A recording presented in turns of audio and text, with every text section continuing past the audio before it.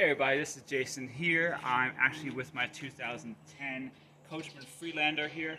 And what I did is I cleaned out the furnace over here. It's covered up right now. But what I did is, the reason why it's all plastic is I actually did a summarization to it.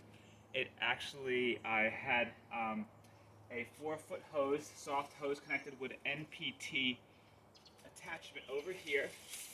So right in here, I have an NPT attachment to a garden hose adapter.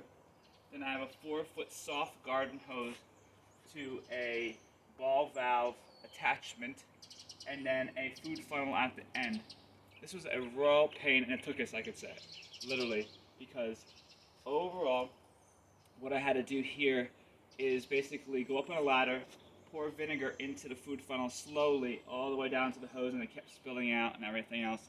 But overall, this is what I did to summarize and clean out and get the calcium out of my furnace. I have a Atwood Dometic furnace, and I just want to show you what it looks like. If everything worked out okay, I'm going to open it up. It's been in there overnight, about 1.25 gallons. Supposed to do 2 gallons, but it took forever to pour it in there. And let's see what happens. I'm going to take this off up here, this funnel. I tied it up here. It's the most crazy looking chemistry project ever, right? Looks like I'm doing a chemistry project. Over here, a mad scientist RV project, right? There we go.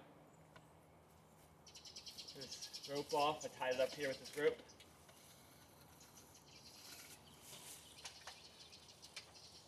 So let gravity do the work.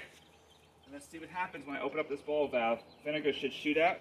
And the plastic is to protect the body, just in case vinegar corrodes the body. I'm not sure what that would do. And let's see. Open this baby up.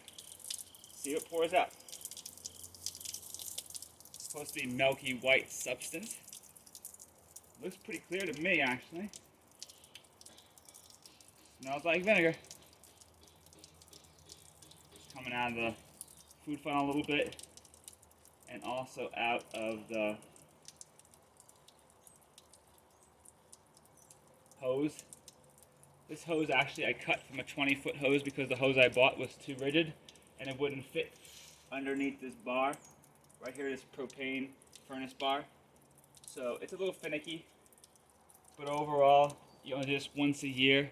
It's actually the fall right now, but I want to go someplace with the RV so that I wanted to clean it out. I bought this RV over the summer and wanted to clean it out really well. There's not that much vinegar actually inside this furnace. It was supposed to be 1.25 gallons, but some spilled. It looks like it's fairly clear, which is a good sign. That means the furnace wasn't all corroded inside. This RV only has 15,500 miles, and it's 2010. The next step is to take off the funnel and hook up a hose in there and actually add water and then flush it out. And then it should be pretty clean, and put the drain plug back in, fill up the tanks when you're ready to go. And I actually, inside, so you know, I actually closed the bypass valve on the inside, and also made sure that there was no vinegar getting into the regular lines of the RV. So you gotta make sure you close off the bypass valve.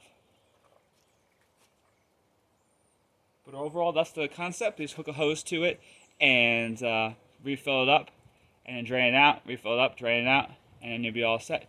But I'm Jason here with my 2010 Atwood Dometic furnace, and that's what we basically did, is hook up a food hose, a one-way valve for a hose on here, to a 4-foot soft hose, to a garden hose NPT adapter.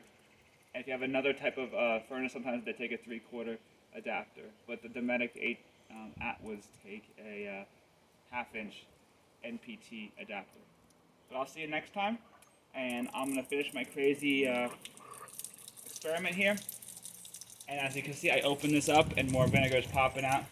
Need some airflow. There's plenty of vinegar in there, and it's nice and clean. Have a great day. See you next time. I hope this helped you out. Just once a year, you gotta clean out your furnace with some vinegar and flush it with water. Have a great day. Talk to you soon. Bye-bye.